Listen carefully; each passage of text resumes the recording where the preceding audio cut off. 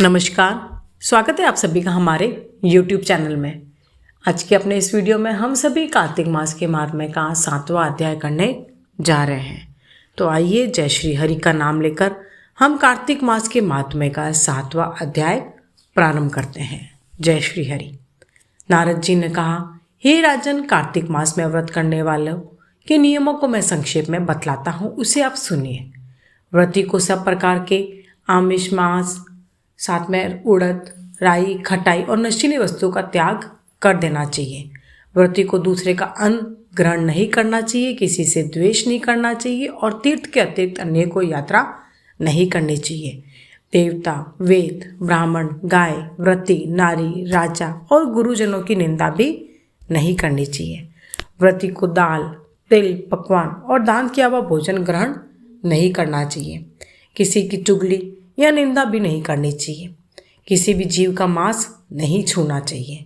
पान, कत्था, चूना, नींबू, मसूर, बासी और झूठे अन्न का भी प्रयोग नहीं करना चाहिए। गाय, बकरी और भैंस के अतिरिक्त अन्य किसी पशु का दूध भी नहीं पीना चाहिए।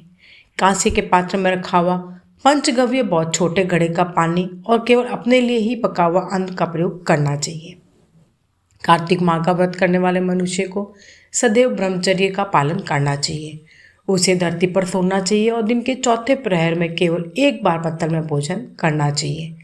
व्रती कार्तिक माह में केवल नरक चतुर्दशी जैसी छोटी दिवाली भी कहा जाता है, इस दिन ही शरीर में तेल लगा सकता है। कार्तिक माह में व्रत करने वाले मनुष्य को सिंघाड़ा, प्याज, मट्ठा, गाजर, मूली, काशी फल, लौकी, तरबूज इन वस्तुओं का प्रयोग बिल्कुल नहीं करना चाहिए।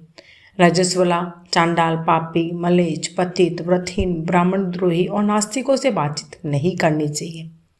भगवान विष्णु को प्रसन्न करने के लिए अपनी शक्ति के अनुसार चंद्रायण आदि का व्रत करना चाहिए और उपयुक्त नियमों का पालन करना चाहिए। व्रती को प्रतिपदा को कुम्हड़ा, द्वितीया को कटहल, तृतीया को तरुणी स्त्री, चतुर्थी को मूली, पंचमी को बेल, षष्ठी को तरबूज, सप्तमी को आंवला, अष्टमी को नारियल, नवमी को मूली, दशमी को लौकी, एकादशी को परवल, द्वादशी को बैर, त्रयोदशी को मट्ठा, चतुर्दशी को गाजर और पूर्णिमा को शाक का प्रयोग नहीं करना चाहिए। रविवार को आंवले का प्रयोग नहीं करना चाहिए। कार्तिक माह में व्रत करने वाला मनुष्य यदि इन शाकों में से किसी शाक का सेवन करना चाहे तो पहले ब्राह्मण को देखकर ग्रहण करे।